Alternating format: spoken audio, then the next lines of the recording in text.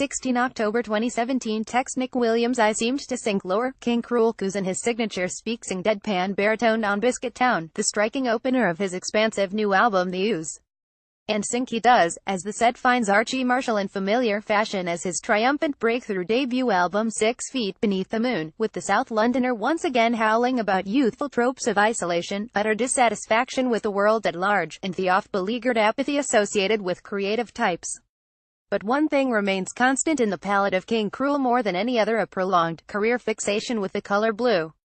During his ascent to the mainstream in 2013, which earned him widespread critical praise from the likes of Beyoncé and Frank Ocean, Krule referred to his unique sonic amalgam, a fusion of jazz, punk, and calypso influences, as blue wave, telling MTV News that he was in his blue period, alluding to a similarity between his music's melancholic shading and that of Picasso's, whose famed affinity for the color lasted only a few short years at the turn of the 20th century, and was initially spurred by the death of a close friend.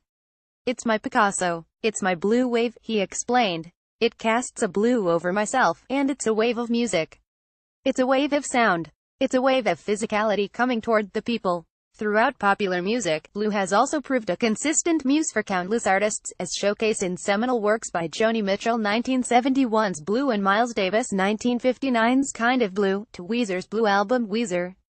Outside of music, Krule has name-checked David Lynch as a major influence in recent profiles in The New York Times and Pitchfork, a filmmaker who is similarly captivated by the color, repeatedly using it as a visual symbol in his oeuvre. See Blue Velvet, the Blue Box in Mulholland Drive, or the Blue Rose in Twin Peaks.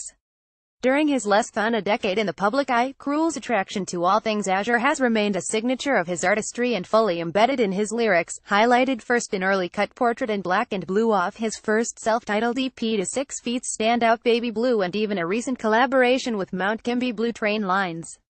But interestingly, Krule finds himself more immersed in this blue wave on The Ooze than ever, with the title leading to repeated thematic allusions, from the imagery of water oceans, seas to the celestial Venus, the moon. Krule's attraction to all things azure has remained a signature of his artistry and fully embedded in his lyrics as a symbol. The color blue presents a deluge of negative connotations, from sadness and depression to the general plague of mental illness. Krule delves deep here, beginning with the direct admission, "I think we might be bipolar in Biscuit Town."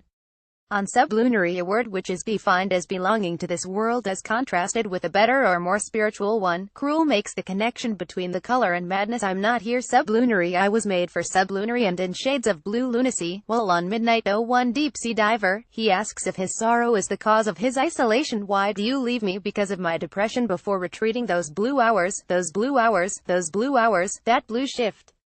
Krule's fixation on the color and personal struggle with his own blues results in a sort of disappearing act, as he sings on Check 1 as the sea of darkness forms, it casts us into night. On the Stark album Stand Out the Cadet leaps, he admits we used two souls. Pastel blues, before getting lost again, swimming through the blue lagoon.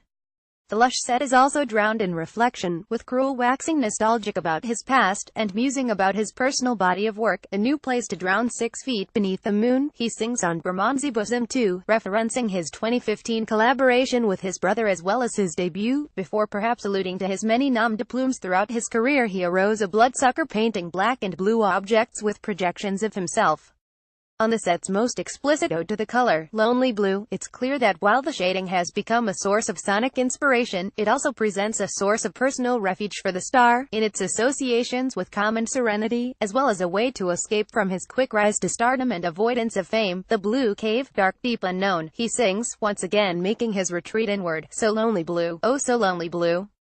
The blue cave, dark, deep, unknown, he sings, once again making his retreat inward. So lonely blue, oh so lonely blue. I went overboard with that word and those illusions to prove that they're mine and not anyone else's. Krule told Vulture about the repeated allusions to the color throughout the set in a recent profile.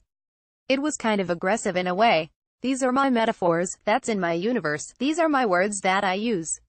I guess it was a warning as well, a fuck you to a lot of people trying to use my tonality."